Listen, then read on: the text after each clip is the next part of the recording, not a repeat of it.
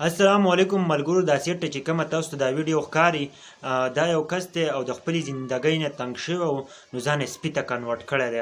د خپلې زندګۍ نه ډېر زیات تنګ شوی و، نو هغه ویلې چې په انسانانو په دې زندګۍ کې نه و خوشحاله، نو وروسته کې ځان یې سپي ته کنورټ کړو. سپي یې ډېر زیات خوښ و. که تاسو په دې سیټ ته دا ویډیو ښکاري نو دا یو ځان یې سپی جوړ کړی دی.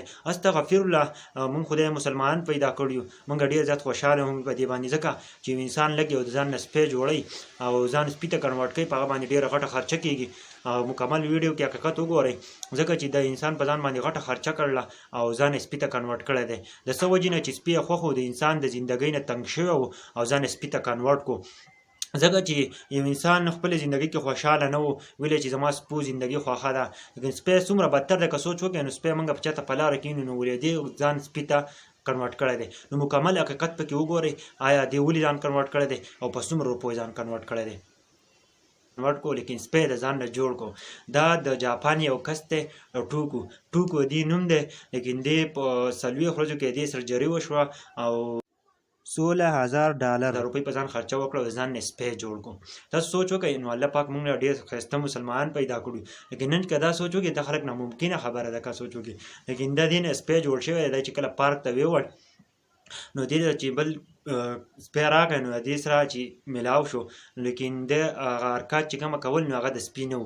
لیکن سپی هم پوه شو چې دا انسان دی، دا یو سپی نه دی، لیکن انسان د ځان نه سپی جوړ کو. او استغفر الله، ډېره ناشنا خبره ده، تاسو به ناممکنه هم ګڼئ، ځکه چې یو انسان څنګه د ځان نه سپی جوړولی شي. تاسو څنګه یو انسان ولګېد او د ځان نه سپی جوړ کو، د سرجریانې وکړئ، بیخي د سپي په شان دی. تاسو ته دا ویډیو ښکاري او دا ویډیو ځکه موږ د سره شیر کړه چې ډېرو کسانو په ویډیوګانې جوړې کړې چې دا سپی یا کنورټ کېږي یا نه کنورټ کېږي. موږ ته الله پاک اشرف المخلوقات ویلی دی او نن دا راغلی دی او د ځان نه سپی جوړ کړی دی.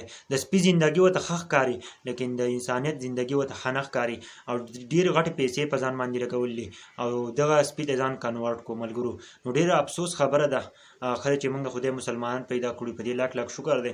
او دې ته وګوره، دې څه ذهن او هېڅ زندګي یې نه شوه، ډېره غټه خرچه یې په ځان کړله، لیکن هېڅ مطلب یې نشته دې زندګۍ. که ته د ځان نه سپی جوړ کړې نو نه ستا څوک خیال ساتي، هېڅ هم نشي کولی. لیکن په ځان په 40 ورځو کې ته په یو کمپنۍ کې ته وایې هغه ستا نه سپی جوړوي او بیا هغه چې نو ته پې $16,000 لګې، نو دا څومره د شرم او بې حیایي خبره ده. لیکن دا کافران دي، دوی خوله هم نه کوي، لیکن خدای موږ مسلمانان پیدا کړي یو. موږ له په دې کې یو عبرت دی چې موږ خپل په اسلام باندې خوشحاله شو، موږ په خپل ځان باندې لږ خوشحاله شو. موږ د الله پاک لاک شکر ادا کوو چې موږ د داسې قسمه کارونه نه وساتلو. یا الله ستا په ټولو په یرغلو شکر دی.